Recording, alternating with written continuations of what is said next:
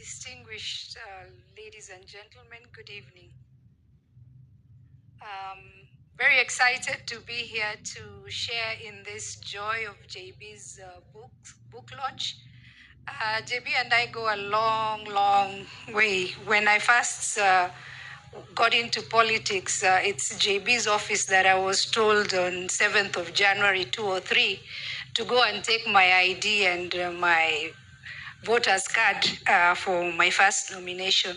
So I've known JB for extremely long. But I thought today, having worked with JB first as the whip in the 9th Parliament, nilikuwa mtu wake wa mkono. I was managing his flow for the party positions on bills. Then he left Parliament and he came back and he was our technical lead during the constitutional making process. And he also was working on the party constitution that we eventually used to run the 2013 elections.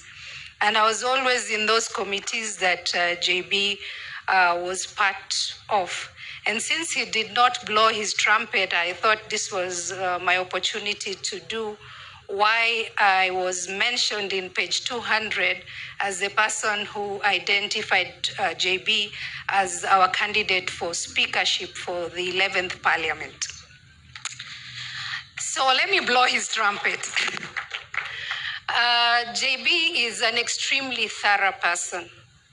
If JB read a document, a bill, or a policy, and you're on the same side with him, you knew that whatever position you held was based on solid logic. So if you're on his side, he was an asset. But woe unto you if you're on the opposite side. Because my friend JB relished intellectual ambush.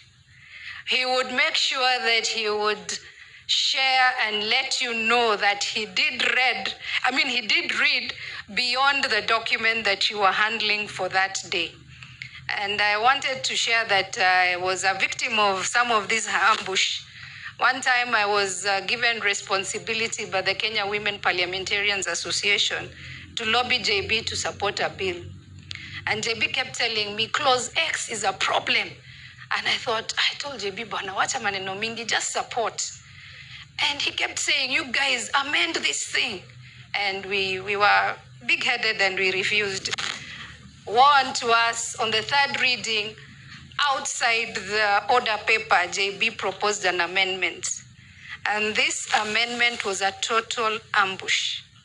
We could not have time to marshal the numbers to kill his amendment.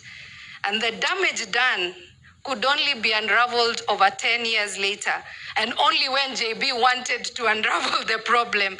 And that is his amendment to the Sexual Offences Act, where he said anybody who falsely accused would be punished the same amount of time that the act was mentioning.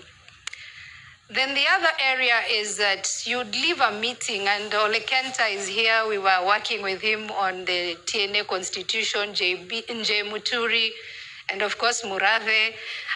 We would have a meeting and leave in the evening. We've agreed the item we've exhausted everything. And of course Murathe and JB would go to their usual Uji and Chai sessions. And you'd assume the matter is over. But 7 in the morning, JB would call you and say, you know, you guys, we didn't look at X. And we just have to unravel the whole document. And what time did he have to read again after we had already left 5 in the evening and he had these G and Chai sessions of his? Then I learned my final stint with JB was as his advisor when he was having a wake-up moment out of the government, and I would arrive 8 o'clock in the morning. Kumbe JB has reached there 6:30, has read everything. So I was wondering whether I was the advisor or he was the one advising me. So this thoroughness that he had were the right ingredients for anybody who wanted a person who would make sure that you're never ambushed in the legislative arm. And there's a lot of ambush there. So when I was proposing him based on the discipline, the fairness, and the integrity to processes that JB had. So I'm really happy that he went ahead and did 10 years. And my friends, you know, when we started doing the lobbying, suddenly JB became a minority president for us.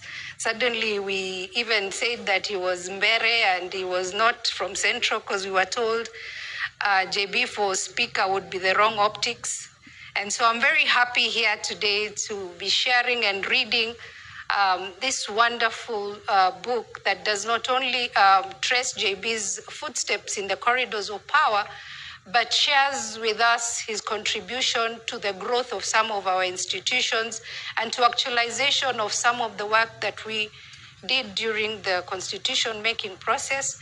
And now that everybody looks so serious, I'd like to just say congratulations, JB, and we look forward to the next page, next book. So thank you very much.